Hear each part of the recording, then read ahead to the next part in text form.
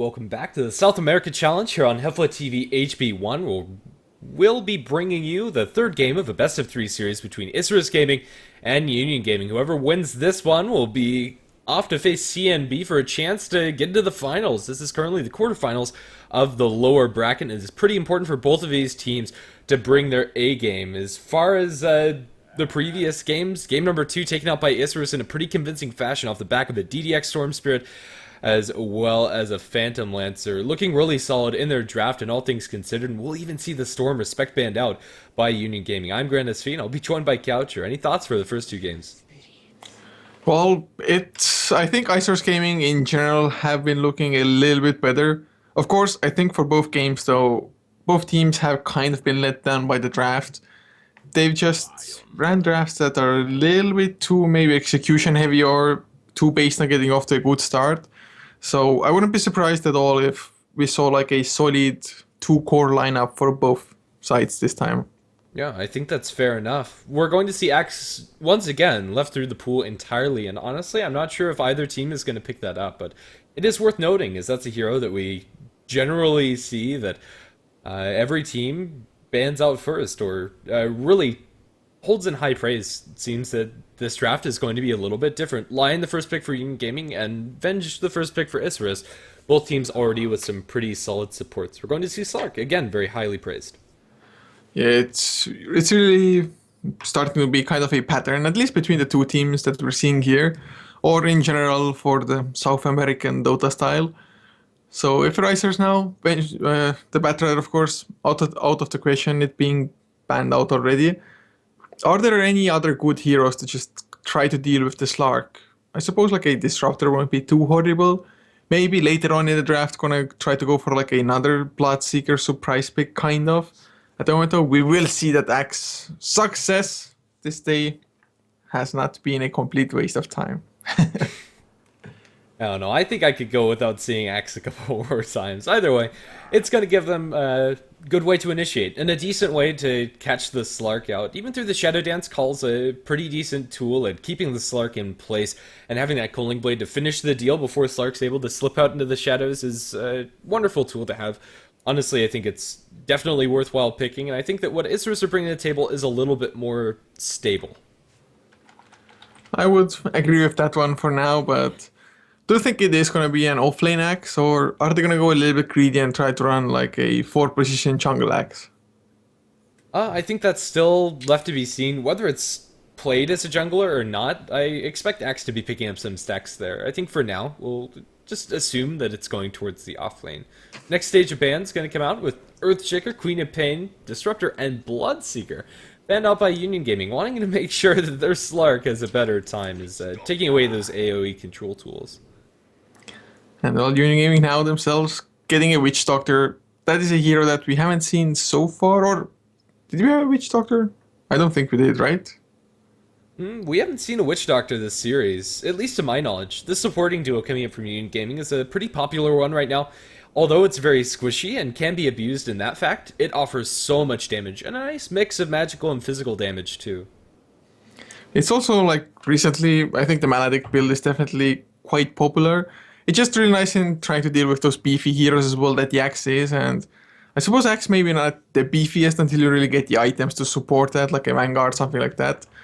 And that is also an issue that I've seen quite a bit of Axes run into. You rush that extremely fast Blink Dagger, maybe have, well, most certainly in most cases have those Tranquil Boots as well, but it doesn't really guarantee your own survival if you jump in, so you can't really randomly start jumping in aimlessly. It's like, oh, I have a Blink Dagger, I can go for kills. It's not as easy, to be honest.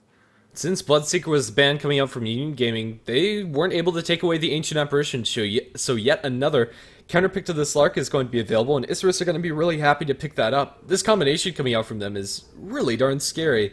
With Axe, as well as that Ice Blast effect, they can very easily get global kills pretty much wherever they want to, and if they're hunting the Slark, he's not going to be having a good time if that Ice Blast connects. Now we need a Zeus mid lane for Isurus to just get a little bit of extra global presence there. As Union Gaming, it is their turn to go for the Phoenix now. So at least two heroes that were used by Isurus last game are in the hands of Union Gaming, namely the Phoenix as well as the Lion here. Of course, they don't have as great of a setup as otherwise like an Overgrowth would be into a Supernova. Although in the previous game, it's not like the Overgrowth Supernova combination was even used all that much. No, it really wasn't. But then again, I really do fear for the Phoenix this game. In the last game we saw, Phoenix can very easily struggle in the offlane, but at the very least there was comeback potential, and Phoenix was able to be involved in a couple of kills. But up against an AA, as well as up against Avenge, this game's going to be really hard throughout the entirety of the game. Inside the lane, you have two ranged heroes already with Chilling Touch, which is so good at zoning out of Phoenix. Very low HP hero and very low armor hero too. And then the Ice Blast effect is pretty damning for Phoenix. You're going to be running low on HP and want to be able to get that Supernova off, but sometimes that's not going to be a possibility if you are so low. Yeah, it's also, I mean, Phoenix later on in the game when you have your Sunray maxed up, that is a crazy amount of healing, to be honest. But suddenly, there's the Frostbite gonna come out. Of course, it's not like the Frostbite or Frost Blast is gonna hit everybody every single time. It definitely shouldn't be the case. If that is the case, then Unigaming, they're just doing something wrong with their positioning, in all fairness. But even then, Sunray definitely gonna have less impact, I think, at least for the healing aspect. May still be just as good for damaging, of course. But Isurus, they most likely have their two supports and their offlaner. For their mid laner, Sniper is still in the pool if they would like to go for that one, for example. And I suppose even like a Puck if they want to go for a little bit more mid-game oriented. Just to line up in general. I think the Sniper would be completely reasonable, even though Slark and Phoenix are really good against the Sniper. It's actually going to be the Puck you're talking about.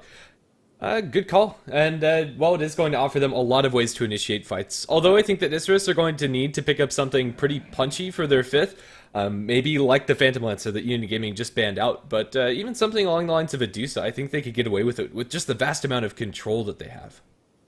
I would definitely prefer a Medusa over a Spectre, for example, just because Spectre I think would be a little bit too slow considering the speed that the rest of the lineup wants to run away with, I believe. But Huskar banned up by Isurus. Oh wow, that's something you don't see every day. But there is definitely quite a sizable amount of magical damage, although Axe is fairly decent against Huskar just because you can bring Huskar low using magic damage, then his magic resistance starts stacking up, but by that point, you already have the Culling Blade to just chop him down. Union Gaming, though, will run an extremely solid lineup to finish it up with. Maybe a little bit lacking in the initiation department until Lion gets a blink. Slark may have to just go for a blink himself, get the blink bounce going. But other than that, a really solid lineup for Union, I think. Yeah, honestly, I don't think it's worth banning out the Huskar since you have the Armlet counters. With Axe and Ancient Apparition, Armlet is a terrible item, and Huskar without Armlet is a pretty terrible hero, in all honesty, so... yeah, even though the magic damage coming out from the Ancient Apparition isn't going to bother much, that shattering effect is ridiculous. But yeah, we'll see if Isurus Gaming can abuse the fact that Union Gaming don't have the greatest of initiating tools, and they're going to pick up an Anti-Mage last. I think this is completely reasonable. Although there is a line in Witch Doctor on the enemy team to offer some amount of CC, I think Anti-Mage has more than enough space. I would think so as well. I mean, their heroes definitely are drafted so that the rest of the four, apart from the Anti-Mage, once they get their Blink Daggers and the Axe and Puck, they can just go and get kills even as the four of them.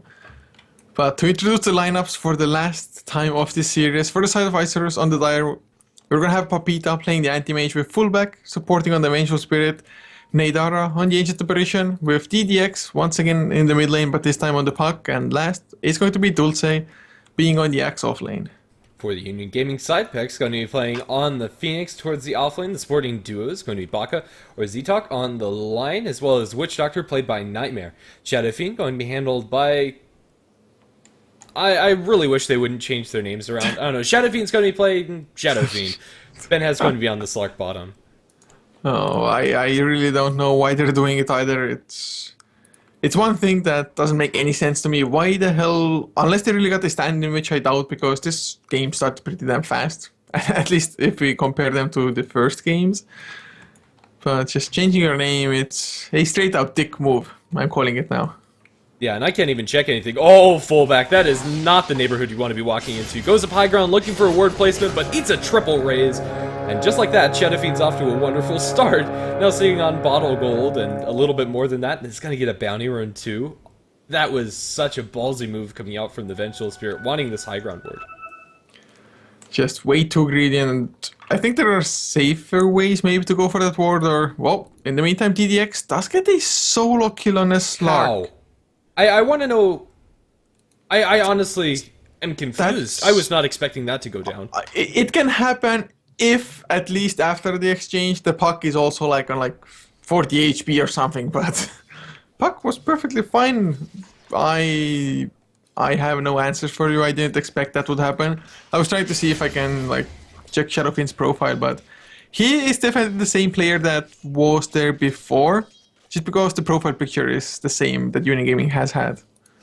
Okay, fair enough. Ancient Apparition gonna sit mid for a little while to put some pressure onto the Shadow Fiend with Chilling Touch, but even with that, SF still having a grand old time. Who's not having a grand old time is the Phoenix up towards top, already forced to use the Salve and the Icarus Dive cooldown. Even with just the Venge and AM here, the Phoenix is hardly going to be getting very much out of this lane.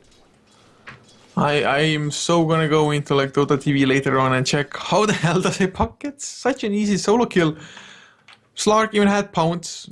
It's just mind-boggling to me, but Nadara on the Ancient Apparition. Gonna try to go for a courier snipe here.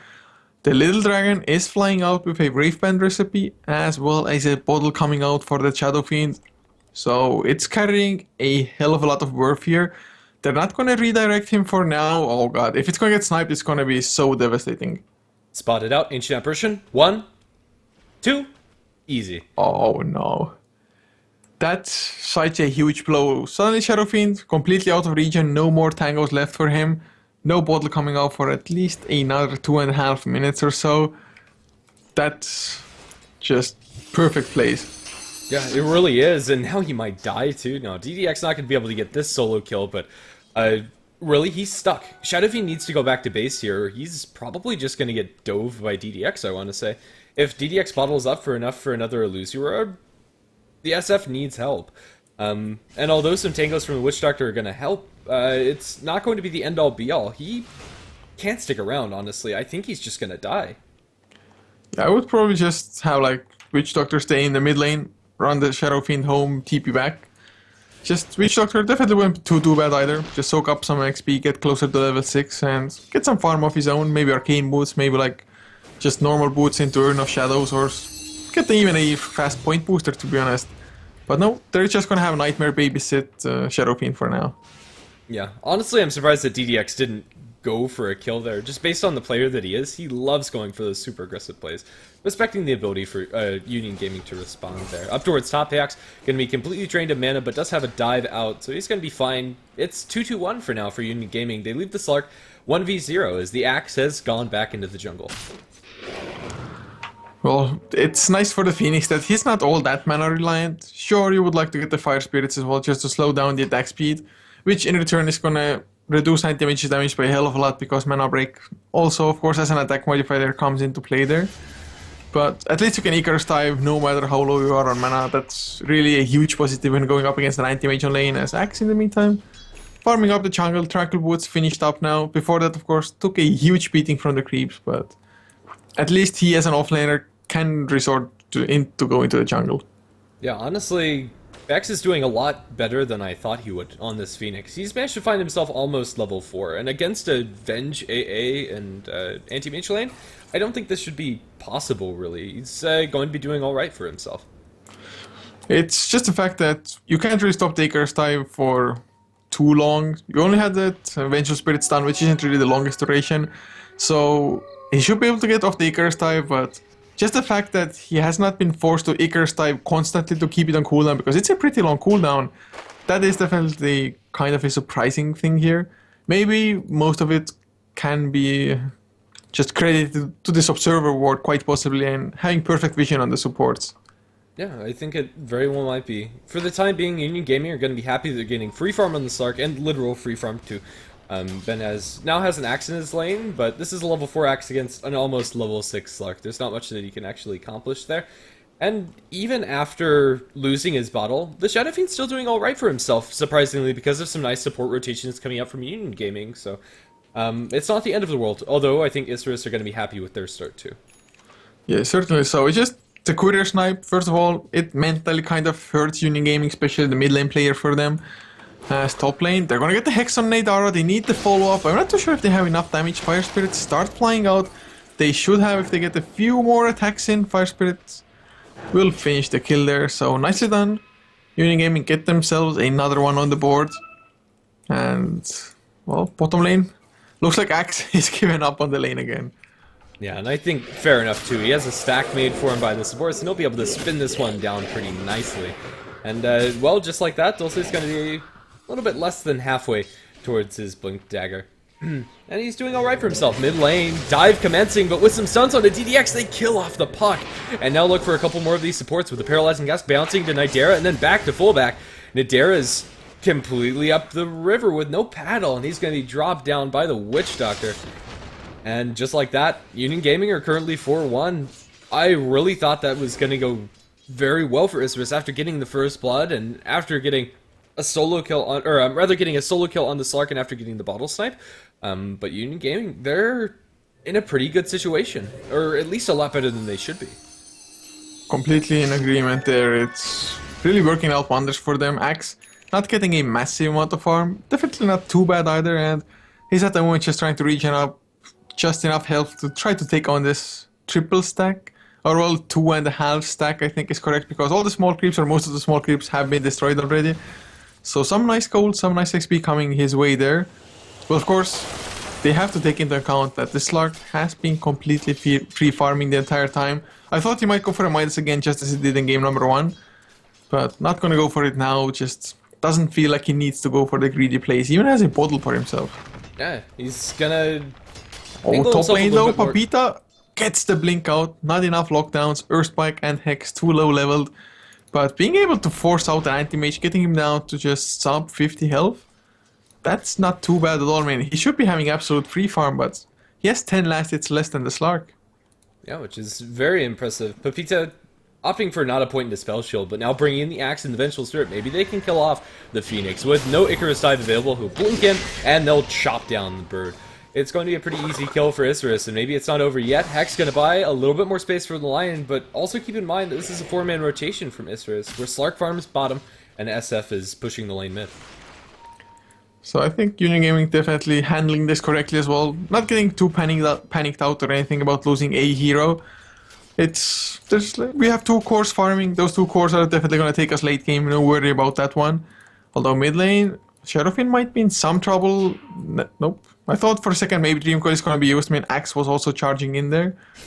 Maybe if they had like 1 point into Battle Hacker now. Never mind. There's the Dream Coil and he breaks the Dream Coil, trying to outrun them. May succeed, but gets stunned with the illusion of landing. Now Paralyzing Cast will bounce a couple of times. They have a Supernova. They don't. Only level 5. But Dulce is going to lose his life. Maledict, a couple of Fire Spirits, few more attacks.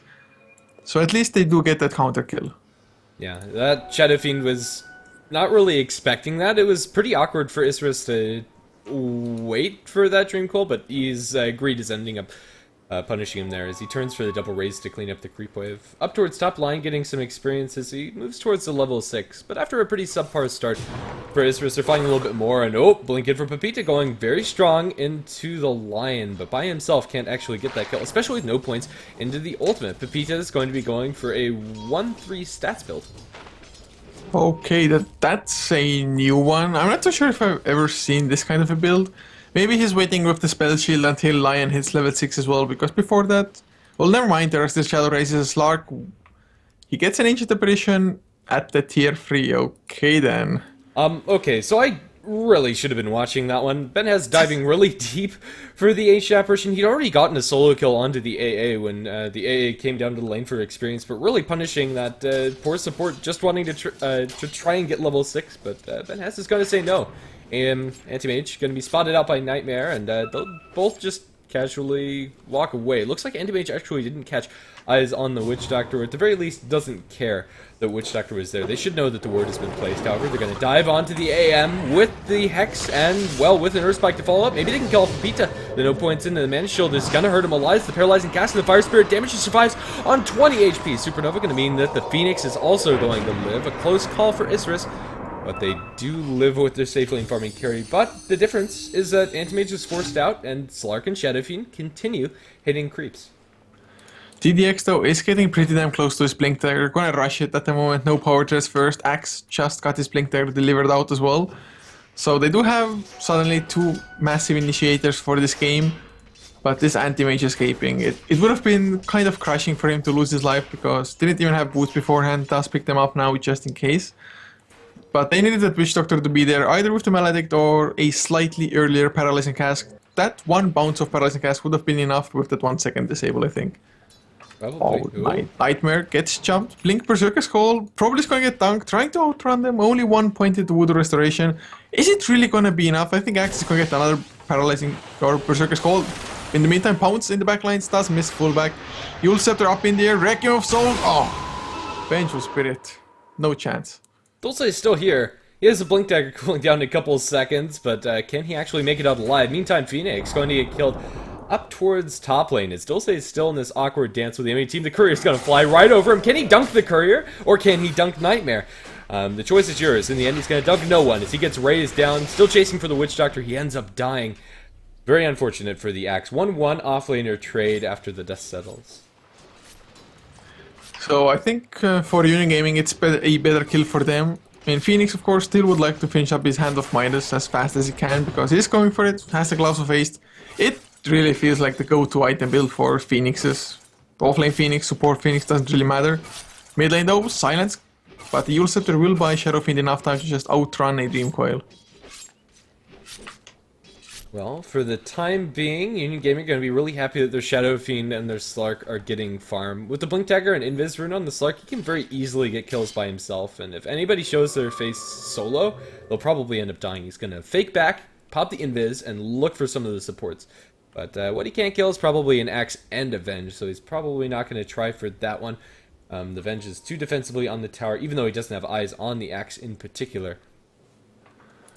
So in the meantime, Papita also keeps on farming up, so very close to getting the Battle Fury done. Of course, kind of a naked one as oh, DDX wants to go for the rune, but little does he know, two smoked heroes. There's the Hex, Finger of Death, Earth Spike, Death Ward. All they wanted, that Puck dead. And they got that Puck dead. Well, Bened's still sitting on this Invis Rune. Now fullback might be in some trouble as the Venge walks up for a ward placement. Slark sees that plunked down and decides not to go for the Venge. Meantime, Anti-Mage, very, very low. Nightmare. Easy Maledict Cask. Easy Cask. Aw, gonna miss. He hits a creep instead of Pepita, and Pepita will blink out. That was massive greed, I think. Had he just started with Paralyzing Cask on the Anti-Mage, he didn't need to go that close for that, but they are gonna get the consolation kill on the Ancient Apparition anyway. But that was weird from Nightmare. They could have gotten both. That was yeah, weird, I think, is the way to put that. Very unfortunate, too. That was scouted out by this Radiant Ward. He knew that the Anti-Mage was there. Maybe he didn't expect the other support. Maybe it was a misclick. We'll give him the benefit of the doubt. They still get a kill, and a kill's a kill for Union Gaming. And now they'll get a tower, too, as nobody's inside this lane. With the Shadow Fiend, Phoenix, and Lion, Tier 1 tower is easy pickings. And the Anti-Mage has actually backed off into the enemy woods. Pepita feels that's a safer place to farm. And it may not even be a wrong feeling for him, in all fairness. Sometimes that is the case. I mean, Slark is farming up his own jungle, but going into those camps, not entirely sure if he's gonna even take a look at those. And now they may even be able to get the kill. Yep, blink. Well, that was easy. Papita just blinked in one attack to secure the kill. Yeah, and Anti-Mage is going to be really happy that he did. Power Tread's going to be completed up for Pepita now, and in the end, his farm speed is looking alright, but then again, not as good as his Shadow Fiend, who's sitting on Blink, Yule's Treads, a Magic Wand, and I believe a bottle that's on the Courier currently. This Shadow Fiend's a one-man Wrecking Crew, and he has his Blink, Yule's Requiem combination. The Puck probably not going to die to that one, since Phase Shift is... Slark, bottom lane though, gets the Shadow Dance off, Berserker's Call not quite long enough. Pounce forward, not body blocked by Papita, and Icarus Style does come through to slow them down, force a little bit of damage into them. Paralyzing Cask will stun Papita once, but not enough to just lock down Anti-Mage for good. Yeah, as long as the Slark survives, that's wonderful for Union Gaming. At the end of the day, they're farming on two really scary late game cores, and even the Phoenix, not looking too shabby too. Whereas Isurus are only getting farmed in the Anti-Mage, and even the AM is behind where he'd like to be. So today there was an Anti-Mage game as well, which broke quite a bit of records. I think they were quite a bit weaker in the late game, to be honest, but managed to just delay things out. And this Anti-Mage, although he's behind in farm at the moment, He can definitely just take over at one point as they jump pokes. Will the silence last for long enough? Oh, we got the supernova off. That was so close. They needed an ice blast there, but still level 5. Blink forward. You'll set the Requiem of Souls. 4 range interpretation. And now poor DDX caught out by the Earth Spike. Double kill for the Shadow Fiend as he gets raised down. And really, it's getting even better. His fullback gets caught out by the Maledict as well as the Paralyzing Gust. Still Finger of Death him, and somehow the SF got the kill. Finger of Death was entirely unnecessary. But regardless, it's still great for Union Gaming. That's 2,000 gold now up for the SF, where he can put that into whatever he'd like. And Isurus just can't find any momentum. This kind of elite that they have at the moment, in just purely numbers, almost a 10k net worth lead soon enough. If they get this tower down, it's gonna be 10k. XP, 7,500. Yes, there's a rubber band effect in this game. Yes, an anti-mage can just massively split push and try to force Union Gaming back. But counting on that for too long, not too sure if it's gonna work out. Benjas getting closer to his... Oh, they will get the kill on Nightmare though, so that's nice on the bottom lane. But yeah, it's just not enough for now. Too many heroes in Union Gaming are farming up. And they might lose their AM too. He's very low on mana. He'll have a blink out, but will that save him? With the blink hex coming in from the Lion, that answer might not be yes. Alright, for the time being, they don't know the AM's there, and they won't go for that kill, but still, Union Gaming are in a really good spot. And they do have a blink on their Lion. And their Witch Doctor also, not looking too shabby. He has completed PTs as well as a wand, and he's the one buying wards. Whereas the supports for Isurus aren't getting anything. You have Tranquil Boots for the AA, and Well the Venge is not even sitting on an upgraded set of boots. Oh, right now, Shadow Fiends.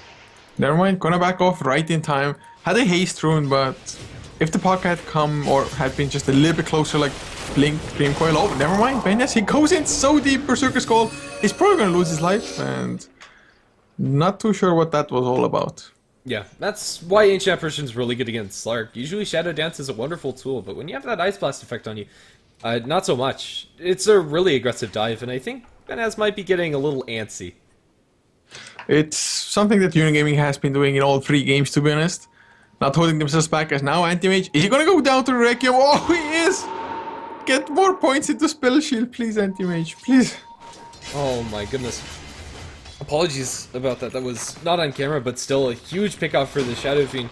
The AM, not with enough HP to survive that. The full Requiem combo, when done correctly, does so much damage. So that's going to be a full BKB for your SF. In the meantime, the rest of Union Gaming are sitting around mid. And they have a Blink Finger of Death cooling down 10 seconds. This Lion's itching to go for a kill, and this kill might be on Dulce, or it might be on him. With the Blink in, the Dream Coil, as well as the Silence, they're going to drop the Lion low and will kill him off, but at the cost of 2 of their heroes' lives. With the Death Ward channel, it's completely uninterrupted. Nidera looking for a TP out. He'll be able to make it, although only just. He'll survive inside the base. That turnaround axe coming in like that, not getting the immediate Berserker Skull, Paralyzing Cask to follow. Oh, they just can't catch a break, can they? Only getting a support, losing 2 of their core heroes while at it. It's really nothing going their way almost. At least they're getting some kills, I mean, especially before getting the kill on Slark as well was nice. But this Shadow Fiend is so extremely farmed, especially when he hits level 16. Requiem of Souls is just going to do so much. At least Papita now, back to the enemy jungle, back into farming. His farming time has been interrupted quite often, but even then, he has really reasonable farm, considering it is 19 minutes in. He did get like a 13-minute Power Treads Battle Fury, I think, so it could be still better. And he just blinks away from Shadow Fiend for now. But it's not all bad for Isurus. It's just a little bit worrisome that Anti-Mage kind of has to solo carry them. Yeah, and really, alright farm is not going to cut it, at least this game, for sure. Blink Axe going to get a call over onto the Shadow Fiend, trying to bring him down the swap out. Not sure if that was entirely necessary. Now with the BKB Requiem, they're going to turn this around with the Finger of Death on the Pepito 1 raise. The second raise doesn't connect, and he's going to instead go for fullback. Raise, short one, going to land, as the Anti-Mage is going to get burned down by the Phoenix. 2 kills for Union Gaming. I thought that Anti-Mage was home free, but in the end, not going to be the case. And Union Gaming might even be chasing for a little bit more. Nightmare and Lion going very aggressively. Yeah, he even had an Urn Charge on him, which might have just been enough damage to kill off the Anti-Mage, even without the Sun Ray to follow from the Phoenix there, but definitely wanted to secure the kill on Anti-Mage. Well worth it. And Lion, I really like that he didn't panic at all. he waited for like one extra hero to get close to the Shadow Fiend, then went out and got your spike going. Just kept the Shadow Fiend alive long enough, and now Shadow Fiend gets himself a double damage, refills the bottle, gets back to, well, reasonable health. Oh, mid lane, Blink, Hex, Earthspike will fall onto DDX, but it's just not gonna be enough to finish up the kill there. At least showing who's boss, kind of. Yeah, Puck's gonna be able to jaunt out of there and TP out. DDX is gonna survive, but with a DD right now, Shadow Fiend is going to be able to clean up whatever he wants, and he's sitting on almost another 3,000 gold on top of his already Blink Yule's BKB. This SF is ridiculously farmed. There's not another way to put it, and the Phoenix is going to be getting his Atos very soon too. Union Gaming are getting a lot of tools where Isurus just need more time for their anti-mage to come online, and I don't think there's really going to be a point where anti-mage can outcarry the Shadow Fiend and Slark. At this point, his net worth is below both of them. Although he's very close to being on par with the Slark, the Eye of Scotty and the Blink Dagger is going to love the Slark. The ability to fight, much better than an anti-mage with just a Battle Fury, and even a Battle Fury Manta, and he's still pretty far away from that item. Yeah, it's just the immediate effectiveness is so much higher for that Slark finishing the Scotty right now. And even the rest of them can help out so much. Fire Spirit's gonna reduce anti-mages. Oh, another Requiem of Souls anti-mage. Speaking of him, this time around, does have the 2 extra points into the spell shield and will survive. Even get swapped out by fullback. Oh, that swap saved him. Lion does get the double Earthspike, Hex into Axe as well. Can they really keep on going? And the answer looks like to be yes. Well, at least anti-mage survives, but they just cannot keep bleeding heroes like this. No, they really can't. It does cost them a BKB charge, Union Gaming, so at least just have that silver lining. And yeah, as we saw, the full Requiem combo doesn't kill off the anti-mage outright, which is nice, but really Union Gaming just have so much momentum under their belt. I think it's only a matter of time before they go for this last tier 2, go for Roshan, and subsequently go high ground. They pretty much have everything at the ready except for that Shadow Fiend's BKB Requiem, which is only going to take about 50 seconds more to get online. I must point out that I am extremely surprised how this game has gone up until this point, just because both the Puck and the Axe got, what was it, like 10-minute Blink Daggers both, and even then just unable to really gain any kind of momentum off of those Blink Daggers.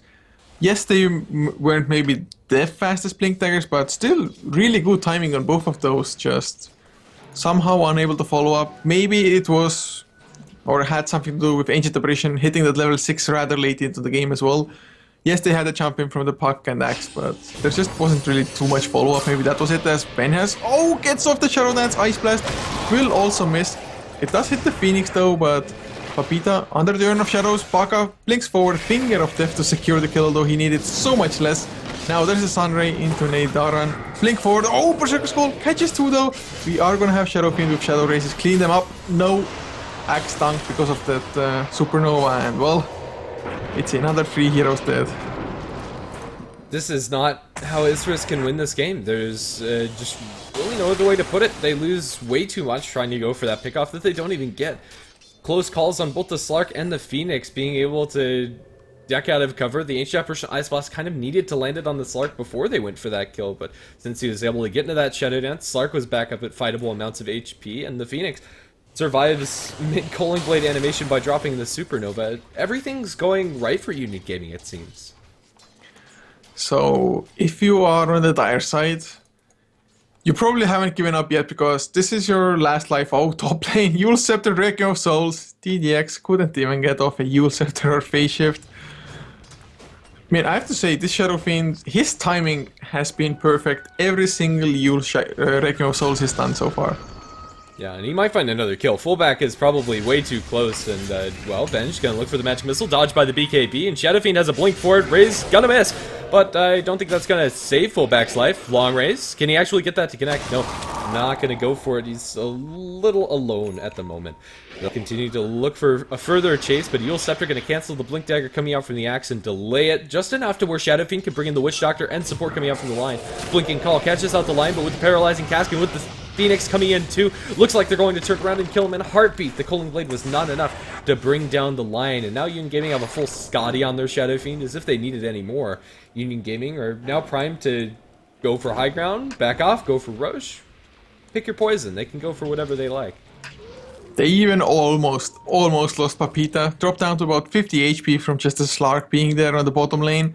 I think he tried to backdoor a tier 1 tower or semi-backdoor it. But now Slark almost has his Basher finished up as well. And looks like Roshan will be on the table for them. They will have minus armor coming in if the Seraphine gets close enough. I really struggle to see how Isurus are gonna come back to this. They really need a perfect high ground defense with like a 3-hero Berserker Skull and an Ice Blast to follow that up. Yeah, and it's unfortunate that they have to rely on that. The Axe and Puck really haven't been able to do anything. I think the MVPs for me this game are Nightmare and as well as the Lion. Both of them are playing very well, and well, for the time being, Sitaka's doing a little bit of dance up on the high ground, but regardless, they've been in the right position, been locking down the right targets, and have bought so much space for the Slark and Shadow Fiend both. Yeah, really excellent support play in this game for sure. I think really Union Gaming, possibly the only mistake they made is, so they're gonna run into a gank here. They get silenced up as well, Dream Coil, there's the Berserker Skull, they're gonna lose 2 heroes straight out. Or will they? Evil Scepter gonna throw the Shadow Fiend up in the air. He's able to channel off the Requiem. It's cancelled by his swap. They lose the Phoenix. He tries for a dunk, but that's not going to be enough. It's 2 for 2, and it's not over yet. There's still an Aegis on this SF. He can fight to his heart's content. Adair going to be cleaved down, dropped down, as Slark gets that kill. Although the Chilling Touch, as well as that Mana Void, are going to be enough to kill off the Shadow Fiend. It's only Aegis, and the Slark still pursuing the Puck deep inside the base. Unless he gets a bash, Ben has not going to be able to get that one, and, well, he won't get a bash. So Union Gaming are back to where they started, but this is still a pretty comfortable spot. If that Phoenix didn't die in the Supernova, I'm tempted to say that this game would be over. That very well might be true in all fairness. It is really closing in on that GG moment anyway. But at the very least, Isurus, they get that Aegis down. They really get some kind of hope to keep on fighting, but that was like Union Gaming running it's just blindly into a high ground and straight into a gank. It cannot get much worse than that. It could have been a little bit worse if more heroes had gotten caught by the first Berserker Skull, or well, the only Berserker Skull as well, I suppose, but it was really borderline, like most horrible fight Union Gaming could have gotten. Yeah, and they still do alright, which is a poor showing for Isurus' future.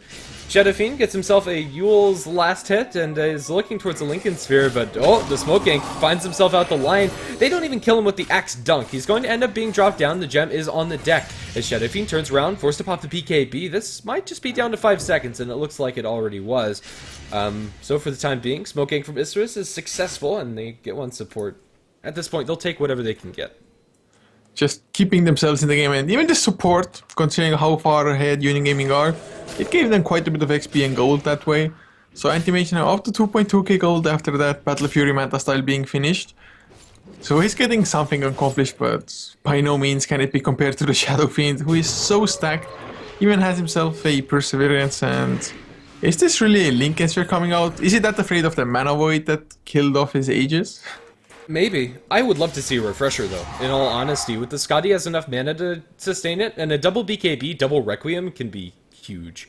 So, I'm personally holding out for that one. I don't think the Lincolns is necessary, but we'll just see. I don't think it really matters much, and, well, it's not going to matter for Nadir. He's dead. And, well, the Phoenix does get Magic Missiled up and will be brought down with the Mana Void committed. But now Pepita is without a Blink. His Blink is going to cool down. He gets bashed once, but that's not enough. He is going to drop Illusions as they look to bring down Fullback. Bash isn't going to be necessary. They have a Hex from the Lion. Fullback is also going to be a casualty. 2 supports for the Phoenix. A reasonable trade for Isurus, all things considered. Yeah, not that bad at all. AA also got the tower last hit, so wasn't denied or anything like that. But of course, Slark, with those kills, he's getting so much closer to the Abyssal Blade, and that Abyssal Blade is going to be so crucial in either locking down the Puck or the Anti-Mage. And now, oh, Shadow Fiend has himself an Invis Rune. This could be disastrous for at least one hero. Yeah, oh, but they have a gem on Dulce though.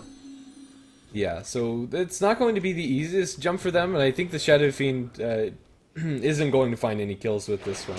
Since the Axe is... Can you get the Tranquil Boots though? Come on, go a little bit south. Not gonna happen. No. Maybe with daytime vision. Well, Shadow Fiend gonna bump into the Axe casually, or is he? Nighttime vision. Okay, I think they spotted him out. Oh, Dulce gonna get Yule Stop. Requiem combo with the Lion. My goodness, that damage. Gem on the deck going to be reclaimed by the Lion. Well, that was a fast gem reclaim, and nighttime vision, it probably helped the Shadowfiend more than the Axe at this point because they didn't see each other early on, and oh, now Baka gonna blink forward, deny some vision for the Dire side, and the Dire, they're really playing in the dark now. They only have one ward, but that was just now placed on the high ground. Other than that, they have nothing. And that ward's gone. Lion's just going to casually walk up here and smack that one down. It is a refresher for the Shadow Fiend. I love it. I don't think he needs more damage, and this is going to offer him so much fighting potential. 6 raises, that's gonna be sick. 6 raises, double Requiem. I don't think it's for the 6 raises, but if he can pull that off, that would be amazing. Raises or not, he's going to kill off fullback and still have a BKB to fight after the fact. Dual Scepter to cancel out that TP into a 1 raise, 2 raise, auto attack. Shadow Fiend gets himself a double. Okay, so those two heroes do not have buyback, and without the Ice Blast, it is just infinitely harder suddenly for Isurus to defend their high ground. And I think Union Gaming, they're all on full health, they're all on, well, quite enough mana, almost full on all of them as well. What's to stop them from just breaking this tracks? Certainly not DDX. He blinks in for a Silence Orb, and although he's able to survive after the fact, that hardly tickles Union Gaming. And what's really scary for Isurus is that whenever they respawn with their 2 supports, you're going to be fighting into the double BKB, double Requiem of the Shadow Fiend. Tier 3 tower is already down. Slark gets the last hit. Now the Barracks soon to follow, unless they can do something now. Anti-Mage looking for a wraparound, but instead it's going to be them that gets jumped. The Atos is going to be dropped on the Axe, but Payox is the one to die. Can't get the Supernova off, but Pepita's getting chain bashed. Will they be able to focus down the right one? Dreamcoil going to buy him a little bit more space, but he's a frog.